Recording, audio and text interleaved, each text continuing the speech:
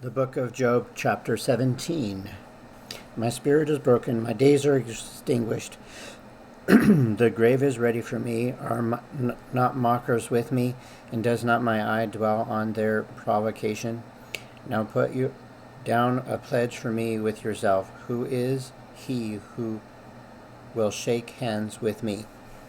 For you have hidden their heart from understanding. Therefore you will not exalt them. He who speaks flattery to his friends, even the eyes of children will fail. But he has made me a byword of the people, and I have become one in whose face men spit. My eye has also grown dim because of sorrow, and all my members are like shadows. Upright men and astonished at this. At the innocent stirs himself up against the hypocrite, yet the righteous will hold his way, and he who has clean hands will be stronger and stronger. But please come back again, all of you, for I shall not find one wise man among you. My days are past, my purposes are broken off, even the thoughts of my heart, they change the night into day. The light is near, they say, in the face of darkness. If I wait for the grave as my house, if I make my bed in the darkness, if I say to corruption, you are my father, and to worm, and to the worm, you are my mother and my sister. When then is my hope? Is as far as my hope, who can see it? Will they go down to the gates of Sheol? Job chapter 18. Then Bildad the Shuhite answered and said, how long till you put an end to words? Gain understanding, and afterwards we will speak.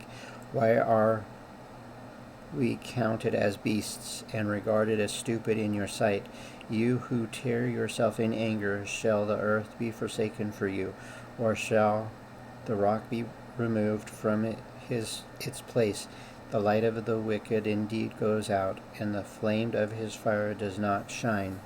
The light is darkness in his tent, and his lamp beside him is put out. The steps of his strength are shortened, and his own counsel casts him down. For he is cast into a net by his own feet, and he walks into a snare. The net takes him by the heel, and a snare lays hold of him. A noose is hidden from him on the ground, and a trap for him on the road. Terrors frighten him on every side, and drive him to his feet. His strength is starved, and destruction is ready at his side. It devours patches of his skin. The firstborn of death devours his limbs. He is uprooted from the shelter of his tent, and they parade him before the kings of terrors. They dwell in his tent who are none of his. Brimstone is scattered on his dwelling. His roots are dried out below, and his branch withers above. The memory of his perishes from the earth, and he has no name among the renowned. He is driven from the light into darkness, and chased out of the world. He is neither son nor he has neither son nor posterity among his people, nor any remaining in his dwellings.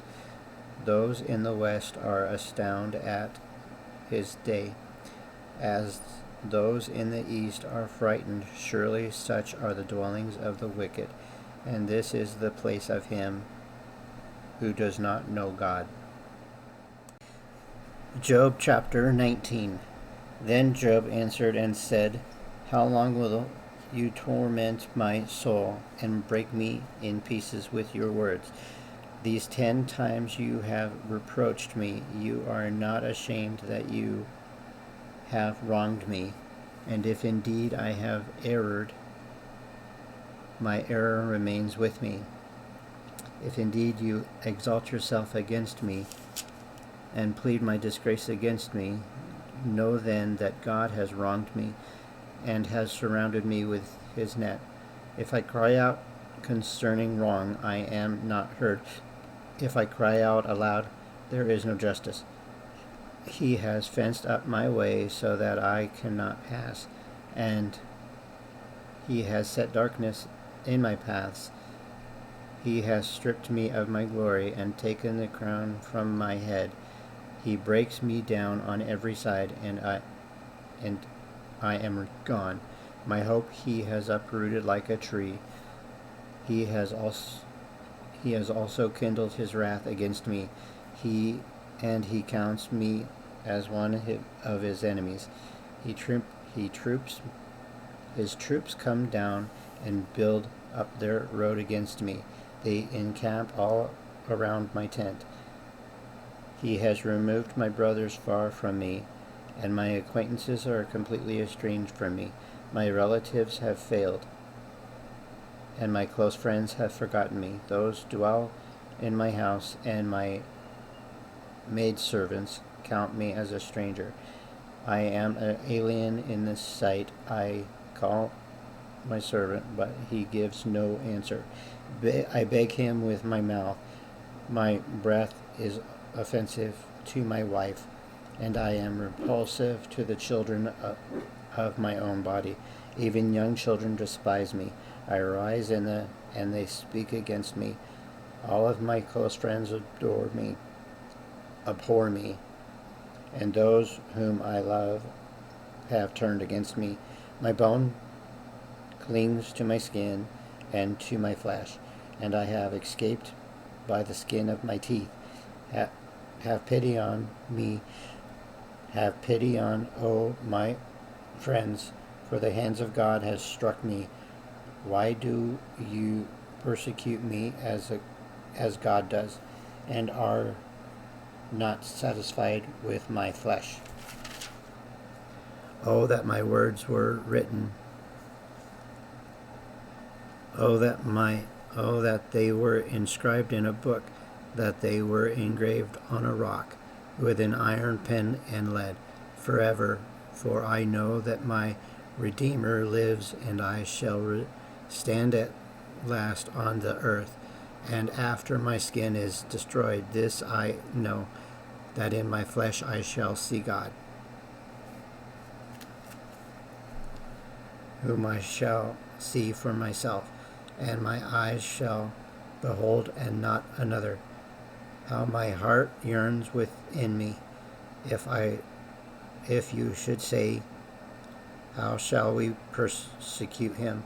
Since the root of the matter is found in me, be afraid of the sword for yourselves, for wrath brings the punishment of the sword, that you may know there is a judgment.